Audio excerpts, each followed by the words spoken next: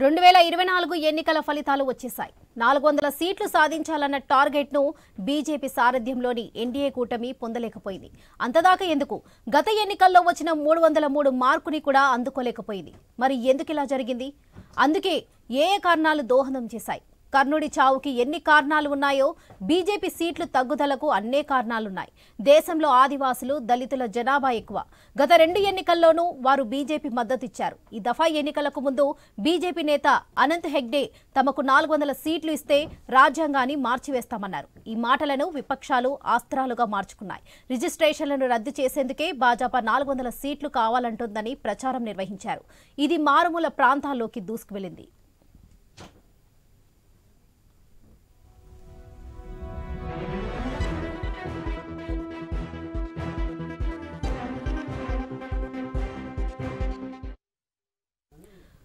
ప్రతి సామాన్యుడు రాజకీయాలను దేశానికి మార్గదర్శకంగా భావిస్తారు. అప్పట్లో వాజ్పేయి ప్రభుత్వం కేవలం ఒక్క ఓటుతో ఓడిపోయినా మరలా జరిగిన ఎన్నికల్లో ఆయనకు పీఠం కట్టబెట్టారు.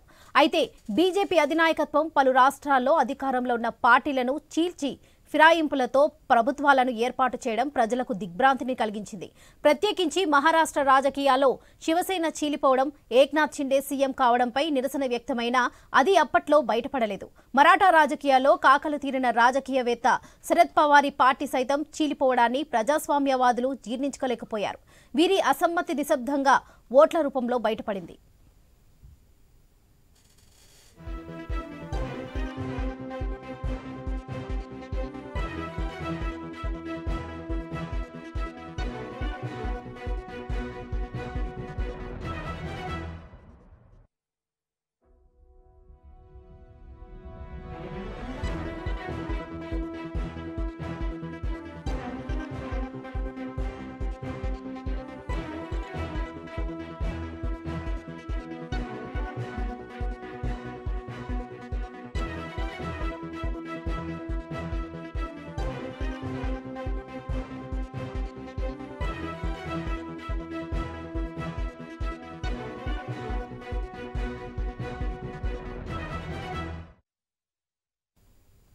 దేశంలోని యువత ప్రత్యేకించి హర్యానా, ఉత్తరప్రదేశ్, బీహార్, మహారాష్ట్ర, ఉత్తరాఖండ్, రాజస్థాన్, హిమాచల్ ప్రదేశ్ తదితర రాష్ట్రాల్లో సైనిక దళాల్లో చేరుతుంటారు.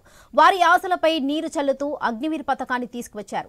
దీనిపై దేశవ్యాప్తంగా నిరసనలు వ్యక్తమైన బీజేపీ అధినాయకత్వం పట్టించుకోలేదు. దేశంలో పేదలు ఎక్కువగా ఉన్నారు. అసలు తమకు ఎలాంటి పథకాలు ఉన్నాయో కూడా తెలియని అమాయకులు ఎంతో మంది ఉన్నారు.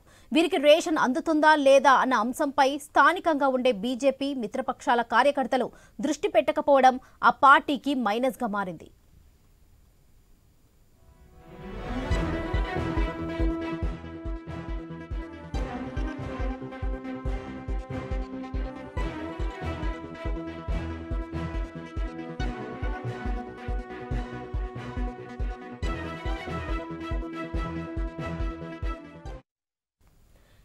జీఎస్టీ పన్ను విధానం గందరగోళంగా మారింది.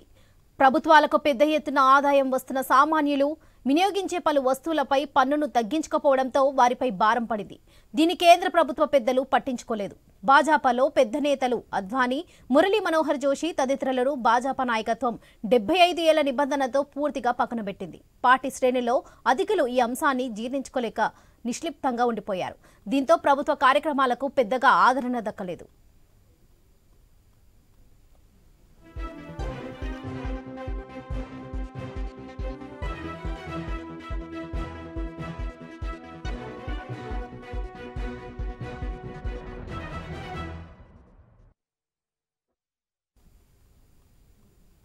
గడ్డి పరకలను కూడా తక్కువ చేయకూడదు. ఈ సూత్రం ఇండియా కూటమికి సరిగ్గా వర్తిస్తుంది. ఇండియా కూటమిని బీజేపీ లెక్కబెట్టలేదు. మోదీ, అమిత్ షా కాంగ్రెస్ ని, రాహుల్ ని చులకన చేస్తూ తమ స్థాయికి తగ్గి పలు సందర్భాల్లో విమర్శలు చేశారు. 2019 ఎన్నికల తరహాలోనే ఆ కూటమి పోటీలో లేకుండా పోతుందన్న మితిమీరిన విశ్వాసంతో కూటమి చేసే విమర్శలను పట్టించుకోలేదు. అవి నేరుగా ప్రజల్లోకి వెళ్లాయి. సహజంగా 5 ఏళ్ల పాలనలో ఉంటేనే ప్రజలకు ఆ ప్రభుత్వంపై విసుగు వస్తుంది. విపక్షాలు కొత్త వాగ్దానాలతో ప్రజలను ఆకట్టుకునేందుకు యత్నిస్తాయి. ప్రధాని మోదీ సారథ్యంలోని ప్రభుత్వం ఇప్పటికే 10 ఏళ్లు పూర్తి చేసింది.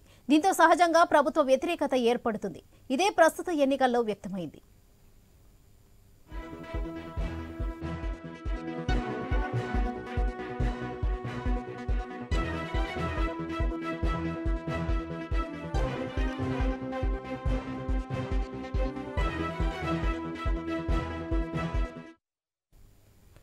గత డిసెంబర్లో జరిగిన కొన్ని రాష్ట్రాల అసెంబ్లీ ఎన్నికల్లో విజయం అనంతర సీఎంలను బీజేపీ నాయకత్వం మార్చింది.